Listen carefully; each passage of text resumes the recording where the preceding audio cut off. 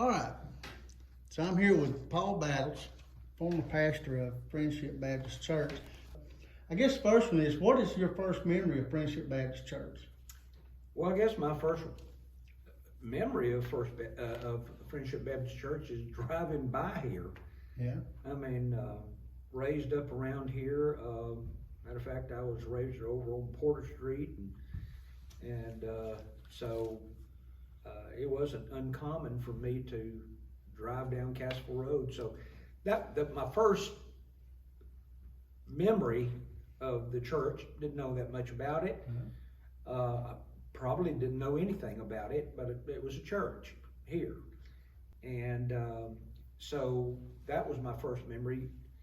When a little bit later, my career changed. I entered the ministry, and Eric Matheson was the pastor of this church and a good friend of mine. And Eric asked me to come and preach a revival. And so I came and preached that week, or it may have been Sunday morning through Wednesday night. I can't remember how many days, but I got to know, as I had already known several people here in the church, but really have an opportunity to share with them, and it was a great opportunity for me. So that was kind of my first introduction to Friendship Baptist Church, and it's been good memories ever since. Well, that's good. So I guess was your first time coming to the church when you preached a revival, or had you came before then? No, I'd never been to this church until Eric invited me. I was, at that moment in time, I was pastoring Macedonia Baptist Church. And Eric asked me, he said, would you come preach I think it was our spring or fall revival. You know, I've slept since then, so it's been, but that was my first time inside this church. So that would have been in the early to the mid 80s? Early 80s. Yeah. Well, when were you called to pastor Friendship? When I was called to be the pastor here, there was of course, a committee, and Clarence Brown was the chairman of that committee, and I knew Clarence, and so he had called me up, and I just resigned from People's Valley Baptist Church on Grassdale Road. And he called me and he said, Paul, we don't have a pastor, and we're needing a pastor, but we're also needing an interim. So would you consider coming to be our interim pastor? And so I said, well, yes, I would love to do so. And so I came to be there to be the interim pastor here, probably in late 94. 94. And so I remember being here for 3, 4, 5 months. And Clarence comes back and he says, have you prayed about, would you consider taking the pastorate? And I said, well, I've been praying about it. He said, well, now, this is the way we're going to handle this. I said, well, that's fine, Clarence. You just tell me. And he said, you can be our pastor one of 3 ways. And I said, okay. And I had been, before entering the ministry, I had been in banking, and I had the opportunity at that time to help start a new, an extension of Crescent Bank out of Jasper, and so I had been asked if I could start the loan production office, and I said, well, sure. But I said, now, if I have an opportunity to be a pastor somewhere, I kind of left it there. And so when Clarence said, look, this is one of three things. Said, we'd love to have you as our full-time pastor. Or we would love for you to be our bivocational pastor. We know that you're starting a bank here in Cartersville for bank out of Jasper. And then the third thing is that you can continue to be our interim pastor. But just want to let you know that the pulpit committee is disbanding. So you got one of those three choices. You can be our interim, you can be our bivocational pastor, or you can be our full-time pastor. It's whichever one you want. Well, prayed about it, and the good choice was that I said, I feel a commitment that I've got a friend of mine that has asked me to start this up and at the bank, and I said, I'll be the bivocational pastor. And it was it was great to do that. Because I didn't, a lot of times pastoring and there's this security in having a salary. Well, I said, I'm not taking a salary. And I said, and they said, well, we need to do that. So I just gave it back. They'd give it to me, I'd give it back. But there was a freedom there. I mean, there was a liberating freedom that it was a God thing, and it wasn't, I was trying to fill a position. It was just a God thing, and God blessed, my goodness alive, God blessed this place, and it wasn't because of me. It wasn't because of me, it was because of the people. And I can remember them. So many of them have gone on to be with the Lord. And I remember all of those wonderful times that we had. And I remember when I got here, I said, we need to have a slogan. And I got to thinking about friendship. And so we made up tags that went on the front of the church. I don't know if you remember that. And it says, friendship, more than just a name. And we were having the fellowship dinner once a month, and all of those people that would cook up a lot of fried chicken and the pies and cakes and all of that stuff, I called them the lunch bunch. And I got them an apron, and it says Friendship Baptist Church Lunch Bunch.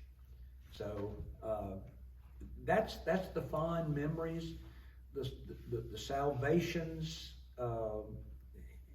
There was just so much that the church grew, in spite of me. And I realized within about 5.5 years, I said, this church really needs a full-time pastor, and I don't believe it's me. And I shared that with the church, and I told them that I was just linking a long chain. And if God wasn't leading me to do this, then I would be wrong to keep hanging on to it. So anyway, then that's when I left, resigned in 2000. 2001, and but got great memories of people and things that took place here in this church. It was an amazing experience. Oh yeah, I still remember us sitting chairs in the aisles. We did. And then we had a building program, and we did, and expanded the church closer to Cassville Road. That's right. We knocked the whole front of the church off, and also an educational building on the back. And was these buildings paid for at that time? We had just bought. We paid as we we went. That was my question. And the only thing that we actually owed for was that we bought this property around us for the future. There was some futuristic things, mainly for the growth of the church, but also to make some additions for the cemetery. And so we did borrow some money. And a little lady that's gone on to be with the Lord, it just drove her crazy that we were in debt. Because I said, listen, if we're in debt, then that's money that could be used for the Lord's work. So the churches I pastor, we've always had a building program, and I said, if we ain't got it, we ain't spending it. And that sounds pretty country, but that's just the way it was. And so within a month or two after I left here, that precious lady paid that debt off. And and I knew it was coming, so I felt good in the fact that, hey, this church is in good shape, both spiritually as well as financially. So when you came here, do you have any idea about how many members or how many was running on Sunday morning when you came in? We would average probably 70, 75 in Sunday school, and before I left, we were having over 100 in Sunday school,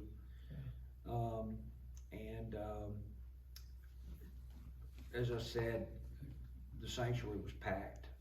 I mean, it's literally packed out, and so we didn't go and count heads, right? But God blessed us with a lot of good people that was very supportive of me and supportive of the Lord's work, and I think that's my fond memories about that. Do you remember a celebration for the 50th anniversary? I don't know if it was the 50th anniversary. I was asked to come back and preach homecoming. Yes. One year, but I don't remember if it was the 50th or what it was. But yeah, eating around here was not. It was not a option. It was you better like to eat, or you just didn't fit in. What was your favorite dessert? I wouldn't tell you if I could remember. And the reason for this is that it was always the ladies would make pies and cakes and said, well, preacher, you have to try mine. So I would get in trouble if I didn't say, ooh, that is so good. I just tried to categorize them but the dessert was an important part of the meal. But, going back to kind of the lunch bunch, one of the things that they always fixed me when we would have the monthly lunch is that they would fry up chicken necks. I loved fried chicken necks. And they'd say, why? And I said, well, it's best meat on the chicken. And they said, but there's not a lot of it. And I said, no, and it's a challenge. It's kind of like eating off of a cucumber or a pine cone. But they would fry me up a platter of chicken necks. And I'd end up taking those things back to work and put them in my drawer at my desk. And every once in a while, I'd say, boy, I could smell them. I'd pull the drawer of my desk, and there's that platter of chicken necks, and I'd eat those things up. So, of all the things that I loved everything they prepared. And they just blessed me with chicken necks. I was raised, my great-grandmother, I never knew her that she was not in a wheelchair. Yeah. And she used to get me in her lap And for her, because of her age and everything, they would boil the chicken necks.